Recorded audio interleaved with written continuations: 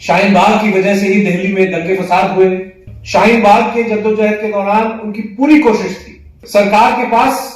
100 तरीके हैं आपको कुचलने के लिए। किसी ने आके वहां गोली भी चला दिया, लेकिन वो प्रोवोक नहीं हुई। वो परसेप्शन तोड़ने के लिए बहुत जरूरी था कि दिल्ली में आप दंगे कराएं। मीडिया में, गोदी मीडिया में कहा जाता है कि ये फ्रिंज एलिमेंट्स है। जब कोई लड़का आके गोली चलाता है,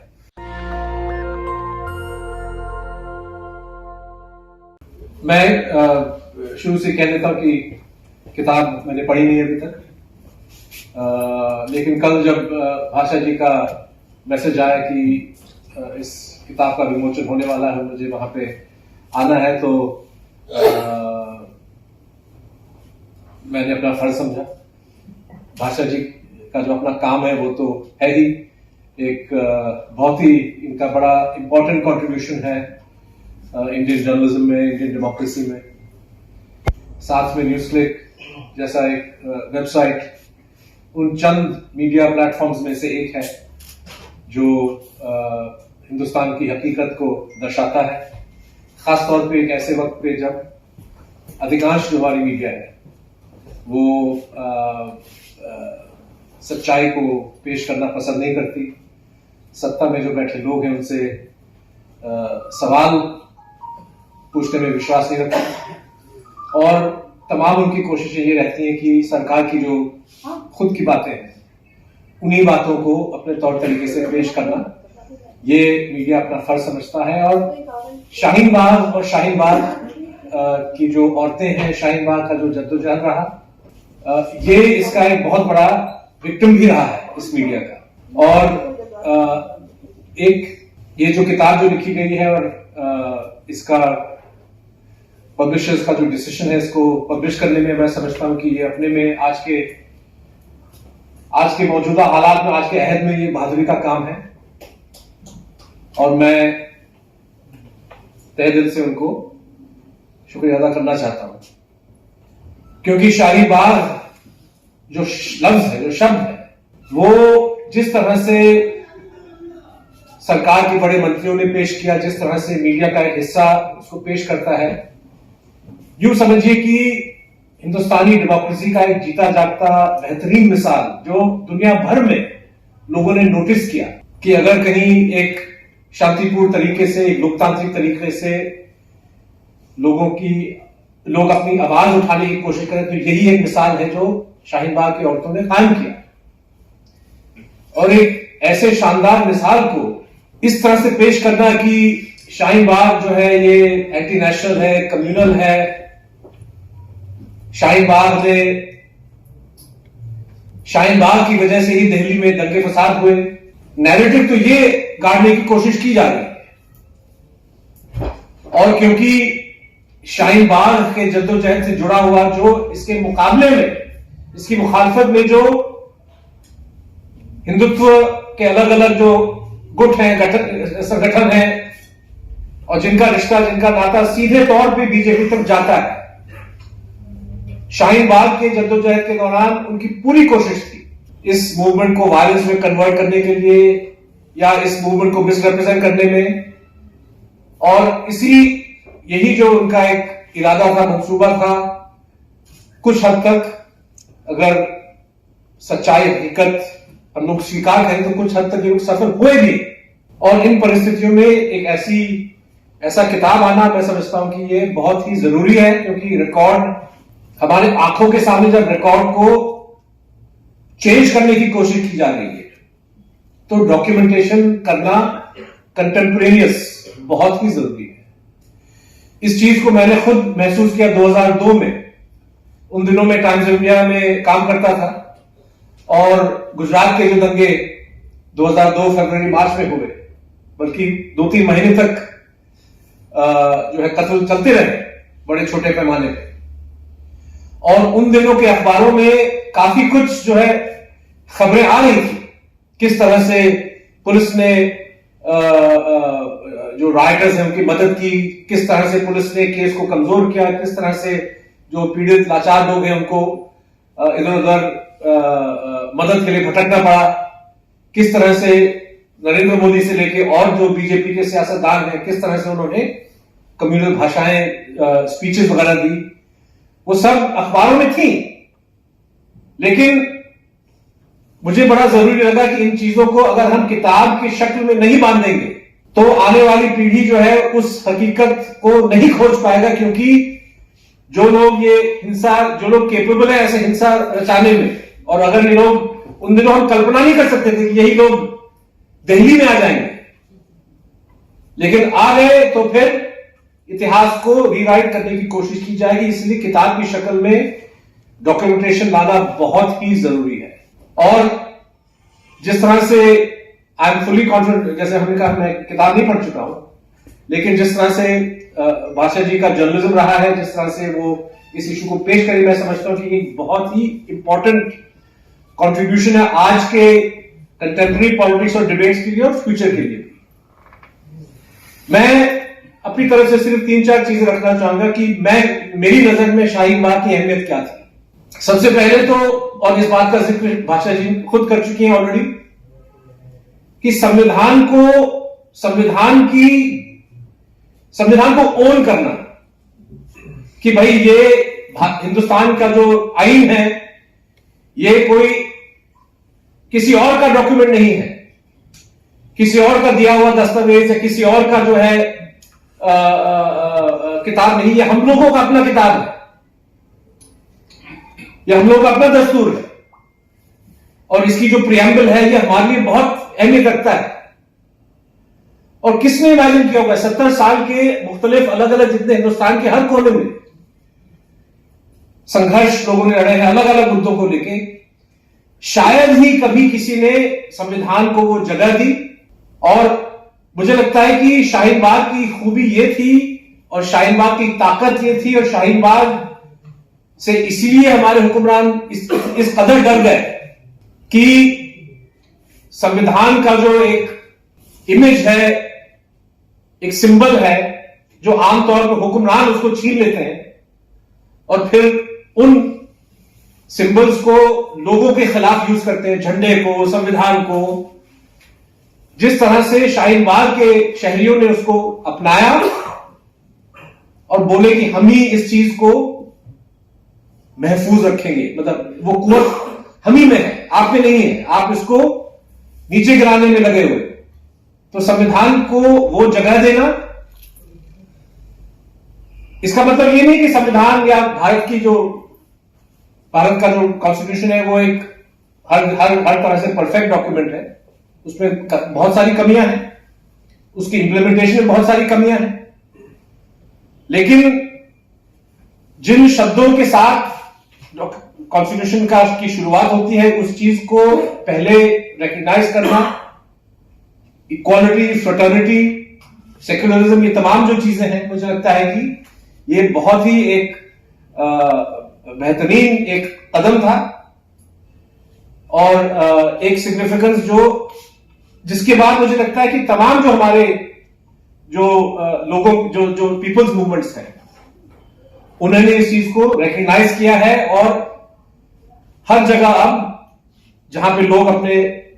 अधिकारों के लिए लड़ रहे हैं वहां पे ये लोग स्वीकार करते हैं कि भाई संविधान हमारा है, आपका नहीं है, और हम आपको ये अधिकार छीनने का हक नहीं देंगे। दूसरी बात, मतलब कहने का मतलब कि जो सॉवरेंटी, जो समझते हैं कि सॉवरेंटी जो है वो इलेक्टेड रिप्रेजेंटेटिव्स में ही है, लोगों से पराया है ये। लोगों ने कहा कि नहीं,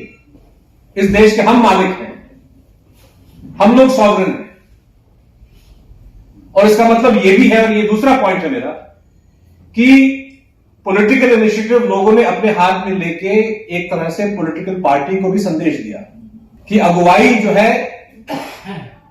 जो दिशा है, हम तय करेंगे, उसके बाद आप हमारे साथ आना चाहते हो तो आइए, लेकिन हम आपके इंतजार में बैठे नहीं रहेंगे। और मैं समझता हूं कि ये एक बहुत ही हिंदुस्तान के डेमोक्रेसी के लिए आने वाले दिनों में ये बहुत ही एक अहम, बहुत ही सक्सेसफुल और इंपॉर्टेंट लेसन रहेगा कि हम जो बड़े पार्टीज हैं उनके इंतजार में लोग नहीं बैठेंगे। चाहे हम सीएए की बात करें, एनआरसी की बात करें, किसान विरोधी कानून की बात करें, शिक्षा से जुड़े हुए सरकारी जो अलग अलग इनिशिएटिव्स और कानून हैं, जहां जहां लोग अपने हकों के लिए लड़ रहे हैं, वो एजेंडा वो खुद तय करेंगे, इनिशिएटिव वो लेंगे। और ये नहीं कि पॉलिटिकल पार्टीज के लिए जगह नहीं है, जगह है, लेकिन पॉलिटिकल पार्टीज उस एजेंडा के साथ अगर जुड़ना चाहते हैं तो वो आए, लेकिन कयादत लीडरशिप जो है वो लोगों के हाथ में रहना चाहिए। इनिशिएटिव, पॉलिटिकल इनिशिएटिव लोगों के हाथों में रहना चाहिए। अगर नहीं रहा तो यूं समझिए कि किसी न किसी तरीके से समझौते की राजनीति शुरू हो जाएगी और लोगों के इश्यूज को दरकिनार कर दिया जाएगा। तीसरी बात जो शाहीन बाग ने साबित किया वो ये कि अगर कोई संघर्ष है जो हिंदुस्तान की जो हुकूमत है सही मायने में उस संघर्ष से डरती है तो वो पीसफुल स्ट्रगल है। इंडियन स्टेट अच्छी तरह जानता है किस तरह से हम आर्म्ड इंसर्जेंसी के खिलाफ लड़ें। आप हथियार उठाएं, आप पत्थर फेंकें, आप बस जलाएं, सरकार के पास 100 तरीके हैं आपको कुचलने के लिए और बड़े मजे और खुशी से वो आपको कुचलेगा, दबाएगा। यही हिंदुस्तान के हर सूबे में ये अनुभव है लोगों के सामने। मैं उन मूवमेंट्स पे जजमेंट पास नहीं कर रहा हूं कि उनका मूवमेंट सही है या गलत, मुद्दे सही हैं या गलत, लेकिन आप हिंदुस्तान के किसी भी कोने में देख लीजिए जहां पे एक वायलेंट स्ट्रगल है, मेरी नजरों में इंडियन स्टेट अपने आप को ज्यादा कंफर्टेबल महसूस करता है, क्योंकि चलिए आपने बंदूक उठाया तो आपके खिलाफ 100 लोगों को बंदूक से लैस करके वहां पे भेजेंगे और फिर वो वहां पे बस जाएंगे। वहां पे जो arm forces special powers act लगेगा जो 70 साल में कभी हटेगा नहीं,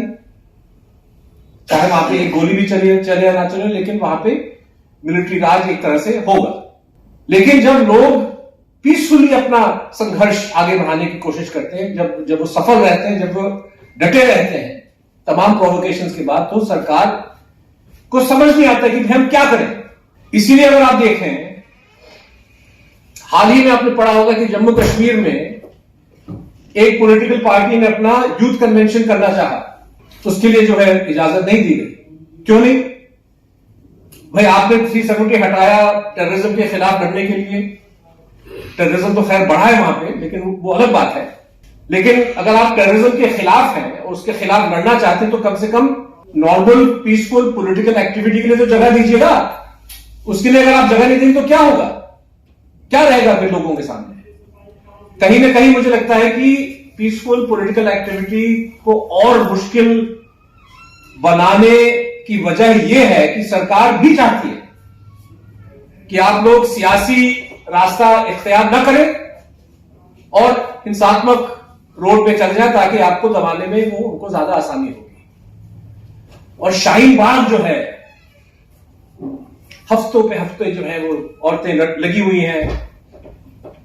किसी ने आके वहां गोली भी चला दिया, लेकिन वो प्रोवोक नहीं हुई, बल्कि उनके मिसाल को लेकर फिर अलग अलग शहरों में लोगों ने अपने छोटे छोटे शाहीन बाग शुरू किए। और जब शाहीन बाग का जो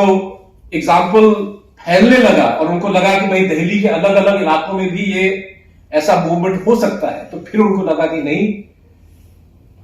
अगर ये लोग नहीं उठेंगे तो हमको कोई राइट वगैरह इंजीनियर करके सबको जबरदस्ती उठाना पड़ेगा। और दिल्ली, अगर आप सही मायने में इन्वेस्टिगेट करें कि दिल्ली दंगे के पीछे कौन सी साजिश थी, क्या कॉन्स्पिरेसी थी, तो आपको ये कॉन्स्पिरेसी मिलेगा। किस तरह से इन पीसफुल लोगों को यहां से हटाएं, क्योंकि जितनी देर ये बैठेंगे उतना ही जो है ये पीसफुल स्ट्रगल का जो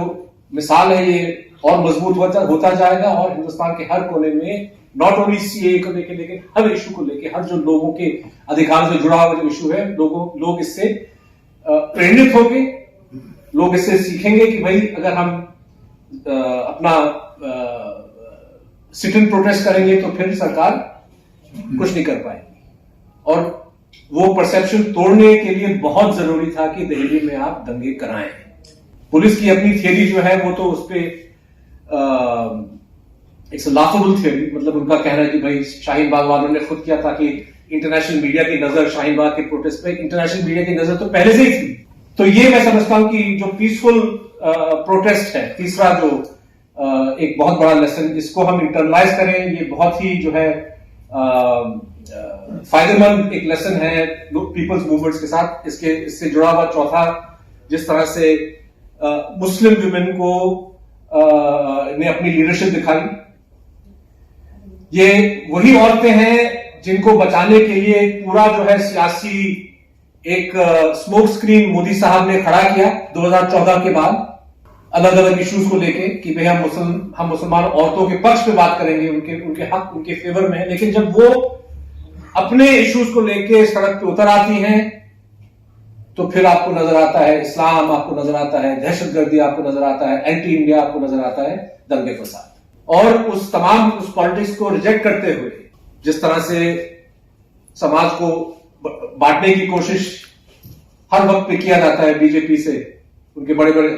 तकरीबन हर तकरीर में विभाजन की राजनीति, विभाजन की बू जो है आपको मिलती है। लेकिन उस पॉलिटिक्स को रिजेक्ट करते हुए जिस तरह से शाहीन बाग की औरतों ने अपना प्रोटेस्ट जारी रखा, मैं समझता हूं कि ये भी एक बहुत इंपॉर्टेंट एस्पेक्ट था शाहीन बाग का। और आखिरी पॉइंट जो मैं कहना चाहूंगा वो ये कि शाहीन बाग के खिलाफ जो, उस पर हम अक्सर हमारी आंखें नहीं जाती कि शाहीन बाग के खिलाफ क्या क्या कार्रवाई हुई। वो छोटे मोटे यति नरसिंहानंद ने कहीं पे कुछ किया, तो दीपक सिंह हिंदू ने कहीं पे कुछ किया, तो कपिल मिश्रा ने कहीं पे कुछ किया। हम लोग उन बिंदुओं को जोड़ते नहीं है, हम उसका पैटर्न नहीं समझते। और मीडिया में, गोदी मीडिया में कहा जाता है कि ये फ्रिंज एलिमेंट्स है। जब कोई लड़का आके गोली चलाता है तो बताया जाता है कि ये फ्रिंज एलिमेंट है, इसका जो है संघ परिवार या बीजेपी से कोई रिश्ता नहीं। लेकिन पता चलता है कि भाई 6 हफ्ते के बाद वो किसी बीजेपी लीडर के महफिल में शामिल है, उसके 3 हफ्ते बाद दोनों बीजेपी लीडर और ये लड़का जो है किसी और बड़े प्रोग्राम में वहां पे हाजिर हो जाते हैं जहां पे मुसलमानों के खिलाफ नारेबाजी होती है। फिर जो है जनाब हरिद्वार के धर्म संसद पे आप मौजूद हो जाते, वहां पे पहुंच जाते हैं। तो कहने का मतलब कि जो सो कॉल्ड फ्रिंज है, और कहा जाता है कि कपिल मिश्रा भी फ्रिंज है, यति नरसिंहानंद फ्रिंज एलिमेंट है, ये फ्रिंज नहीं है। ये लोग, मतलब इनका ये जो फासला है, ये जो डिस्टेंस है बिटवीन नरसिंहानंद एंड कपिल मिश्रा, ऐसे लोग on the one hand and Narendra Modi, Amit Shah on the other, is much shorter than we think. Wire में हमने रिसेंटली पूर्वानंद और नील माधव का एक लेख छापा जहां पे उन्होंने बहुत, मैं सबसे आग्रह करूंगा कि वो आप लेख पढ़ें, हरिद्वार के धर्म संसद और उससे जुड़ी हुई राजनीति पे उनका एक ऑब्जर्वेशन था कि भाई जो वाक्य, उनका कहना था कि सब लोग जुड़े हुए हैं मोदी से लेके यति से, कि जो वाक्य जो है नरेंद्र मोदी शुरू करते हैं उसके कुछ शब्द आदित्यनाथ जैसे लोग भर देते हैं और उसकी कंप्लीशन जो है वो यति नरसिंहानंद करते हैं, लेकिन सेंटेंस एक ही है। और ये समझना, ये जानना बहुत जरूरी है कि नागरिकता कानून सीए जो ये लोग लाना चाहते हैं, जिस तरह से अब कंटिन्यूसली लव जिहाद के नाम पे, सो कॉल्ड लव जिहाद के नाम पे लोग कानून बना रहे हैं, अलग अलग प्रोपेगेंडा कर रहे हैं। धर्म संसद में जो जिस किस्म की तकरीरें दी गई हैं, भाषण वहां पे दिए गए हैं, और उसके बाद और भी जो